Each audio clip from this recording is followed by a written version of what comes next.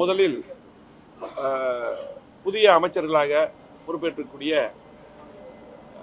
தமிழக வெற்றி கழகத்துடைய அமைச்சர்களுக்கு வாழ்த்துக்களை தெரிவித்துக் கொண்டு, தொடர்ந்து இன்னைக்கு கூட நாங்கள் பத்திரிகை மீட்டு தேவையில் நடத்திட்டு இருந்தோம். இருந்தாலும் கூட இன்னைக்கு கூட ஒரு குறிப்பாக ஒரு சில பத்திரிகைகள் தொடர்ந்து நாங்கள் அமைச்சர்களாக பொறுப்பேற்கிறதுக்கு எல்லாம் பேசிகிட்டு இருந்தோம். ஏமாற்றம் சொல்லி போட்டு தொடர்ந்து அதை எழுதிட்டு இருக்காங்க. இன்னைக்கும் கூட குறிப்பாக தினகரன், சன் டிவி போன்ற பத்திரிகைகள் மிகைப்படுத்தி தினமும் இந்த நியூஸை போட்டுருக்காங்க.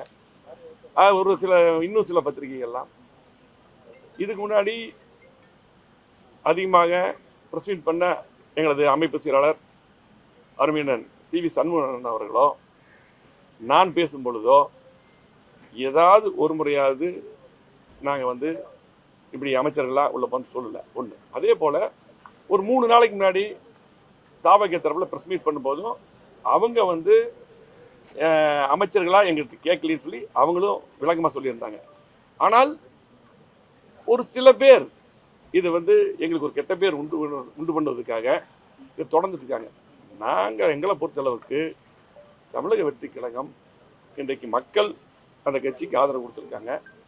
அதே போல் திமுக எதிர்ப்பில் இன்னைக்கு அவங்களும் அதே போல் திமுக எதிர்த்த நாங்கள் தொடர்ந்து புரட்சித்தலைவர் எம்ஜிஆர் அம்மா அரசியல் பண்ணி நாங்கள் மக்களை சந்தித்தோம். அவங்களும் அதே போல் சந்தித்தாங்க. இந்த அடிப்படையில் தான் மக்கள் இன்னைக்கு ஆதரவு என்ற அடிப்படையில் தான் அந்த ஆதரவு சொல்லி தெளிவுபடுத்திக்கிட்டோம். இதை இதுக்கு முன்னாடி நாங்களும் தெளிவு பண்ணோம். ஆகவே தொடர்ந்து ஆனால் பார்த்தீங்கன்னா எங்களது கழக தொண்டர்கிட்ட பொதுமக்கள்கிட்ட ஒரு பெரிய குரூப் இதை கொண்டு போய் சேர்த்திட்டே இருக்காங்க. எங்களுக்கு பார்த்தீங்கன்னா எங்களை பொறுத்தளவுக்கு அதிமுக இன்றைக்கு தோல்வி செஞ்சிருக்கிறது நாங்கள் ஏற்றுக்கிறோம். அதை எப்படி அதை சரி பண்ண முடியும், எப்படி சரி பண்ண வேண்டும், அதுக்கு தானே தொடர்ந்து பார்த்தீங்கன்னா அது நாங்கள் அதிமுக உடனே பிளவு அதெல்லாம் கிடையாது. எங்களுக்குள்ள ஒரு கருத்து வேறுபாடு எதை திரும்பி சொல்லிட்டோம். அந்த கருத்து வேறுபாடு எப்படி சரி செய்யணும், அதுக்கு தான் நாங்கள் பார்த்தீங்கன்னா பொதுக்குழு உறுப்பினர்கள்லாம் இருக்காங்க. அதை பேசி ஒரு பொதுக்குழு கூட்டுறோம்னு சொல்லி கோரிக்கை பொதுச்செயர் இப்போவும் பார்த்தீங்கன்னா அன்னைக்கு சொன்னால் இப்போ எப்போ அந்த எடப்பாடியார் தான் பொதுச்செயர். நாங்கள் அவங்ககிட்ட தான் அது கொடுப்போம்னு சொல்லி நாங்கள் ஆய்வு பண்ணணும் எப்படி இந்த தோல்வி வந்ததுன்னு சொல்லி இதை தான் சொல்லிட்டோம். ஆனால் தொடர்ந்து இதை ஒரு தவறான எண்ணத்தை பதவிக்காக கொண்டு போய் சில பேர் ஒரு பெரிய டீம் ஒர்க்கே பண்ணிட்டு இருக்காங்க. ஒரு தவறான எண்ணத்தை இதுக்கு அந்த ஆளுங்கட்சி தரப்பும் அதுக்கு விளக்கம் சொல்லிட்டாங்க.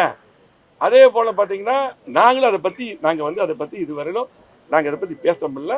நாங்கள் எதுக்காக ஆதரவு ஃபஸ்ட்டு நாங்கள் விளக்கம் சொல்லிட்டோம். ஆனால் தொடர்ந்து பார்த்தீங்கன்னா இன்றைக்கி அதை எழுதிட்டு இருக்காங்க. நாங்கள் கூட சரி இதுக்கு விளக்கம் சொல்ல வேண்டிய அவசியம் இல்லை, அவங்களே சொல்லிட்டாங்களேன்னு சொல்லி சொன்னோம். ஆனால் இன்றைக்கும் அதை எழுதுறாங்க. எனவே ரொம்ப ஒரு வருத்தமான ஒரு தவறான எண்ணத்தை இப்போ பார்த்து இப்போ இருக்க சூழ்நிலையில் ஊடகங்கள் ட்விட்டர், ஃபேஸ்புக் எல்லாம் ஒரு தவறான ஒரு எண்ணத்தை எடுத்து இதை அப்படி பரப்பி மக்களிடத்துக்கு கொண்டு போய் ஒரு குழப்பத்தை ஏற்படுத்தக்கூடிய சூழ்நிலை இன்னைக்கு காலம் மாறிட்டு இருக்கு. அதே போல் பார்த்தீங்கன்னா நாங்கள் ஆதரவு கொடுத்தது மட்டுமல்ல, நாங்கள் எல்லாம் பார்த்தீங்கன்னா ஒரு பெரிய அஜெண்டாவே ரெடி பண்ணோம். அதில் பார்த்தீங்கன்னா இதே போல் சட்டமன்றத்தில் அன்னைக்கு நாங்கள் ஆதரவு கொடுத்து பேசும்போது நான் தெளிவாக சொல்லியிருக்கேன். பதவிக்காக நான் பதிவாயிருக்குது, பதவிக்காகவோ ஆசைப்பட்டு எதுக்குமே நாங்கள் திமுக எதிர்ப்பு. அதே போல் பார்த்தீங்கன்னா இன்றைக்கி மக்கள் செல்வாக்கம் இருக்கிறது நாங்கள் ஆதரவு கொடுக்க சொல்லி போட்டு சட்டமன்றத்தில் நான் தான் பேசுகிறேன். அன்றைக்கி ஆதரவு கொடுக்கறதுக்கு முன்னாடி பேசும்பொழுது அதுலேயும் பதிவு பண்ணியிருக்கிறோம். ஆனாலும் பார்த்தீங்கன்னா தொடர்ந்து இதை எங்களுடைய தொண்டர்கிட்ட கொண்டு சேர்த்துறது, கீழே போய் சேர்த்துறது ஒரு குரூப் இப்படியே பண்ணிட்டு இருக்காங்க. முற்றிலும் அது தவறானது.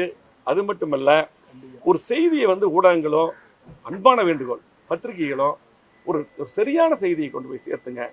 அதாவது ஒரு சுட செய்தி வேணுங்கிறதுக்காக சில பேர் எல்லாத்தையும் சொல்ல ஒரு சில ஊடகங்கள் பத்திரிகையாளர்கள் அதே போல் ட்விட்டர், ஃபேஸ்புக்கில் இந்த மாதிரி ஒரு சூழ்நிலை பரப்பிட்டே இருக்காங்க. அதனால தான் இன்றைக்கி அந்த பத்திரிகை மீட் பண்ணோம்.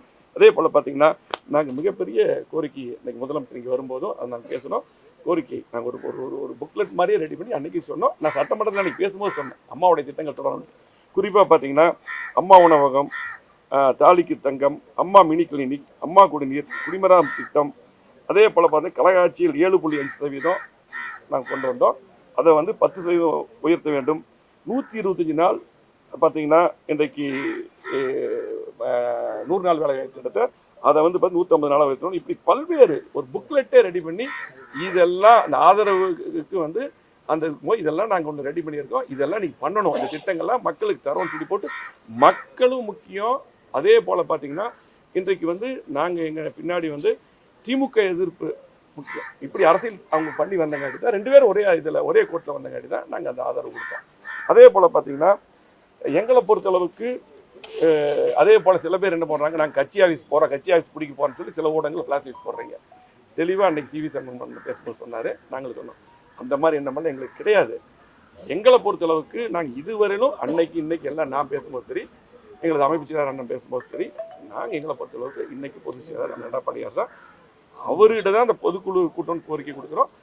மறு ஆய்வு பண்ணணும், எல்லாம் ஒன்று சேர்த்தணும், கட்சி பலப்படுத்தணும். மீண்டும் அம்மாவுடைய ஆட்சி கண்டிப்பாக தமிழ்நாட்டில் அமைய வேண்டும். இது கட்சி வந்து எங்களுடைய உயிர். இங்கே இருக்கிறவங்க எல்லாருமே வந்து கிட்டத்தட்ட நாங்கள்லாம் ஒரு தலைமுறை தாண்டி அந்த கட்சியில் இருக்கிறோம்.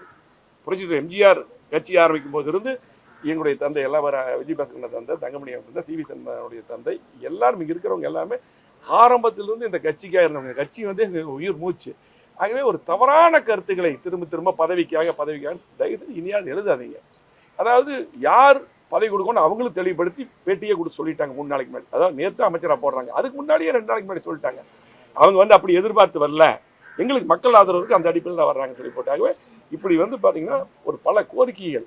அதாவது நாங்கள் என்ன செயல்படுத்திருக்கோமோ சரி, நீங்கள் வந்திருக்கீங்க, அதை செயல்படுத்தணும். அம்மா அறுவை திட்டங்கள்லாம் கடந்த முறை வந்து திட்டங்கள் நிறுத்தப்பட்டது, அந்த திட்டங்கள்லாம் தொடரணும். இப்படி கோரிக்கை, ஆரோக்கியமான கோரிக்கைகளை வச்சுருக்கோம். இதெல்லாம் வந்து பார்த்தீங்கன்னா இதெல்லாம் வந்து யாருமே எழுதுறதில்லை. ஆகவே பார்த்தீங்கன்னா தயவு செஞ்சு இனியாவது வந்து பார்த்தீங்கன்னா கண்டிப்பாக நீங்கள் வந்து மீண்டும் அம்மாவுடைய ஆட்சி அமைய எங்களை பொறுத்தளவுக்கு, நாங்கள் கட்சியை பொறுத்தளவுக்கு எந்த காலத்தில் அன்னைக்கு சொல்லியிருக்கோம், எங்களுக்கு உடைக்கவோ பிரிக்கவோ அந்த எண்ணமெல்லாம் கிடையாது. எங்களை பொறுத்தளவுக்கு இன்றைக்கி தோல்வியை நாங்கள் ஒத்துக்கிறோம், அதை ஆராயணும், நாங்கள் ஆராய்வோம். அதே போல் பார்த்தீங்கன்னா மீண்டும் அம்மாவுடைய ஆட்சி மீண்டும் தமிழகத்தில் வருவதற்கு, அதிமுக ஆட்சி கொண்டு வருவதற்கு, எம்ஜிஆருடைய ஆட்சி கொண்டு வருவதற்கு நாங்கள் பாடுபடுவோம்.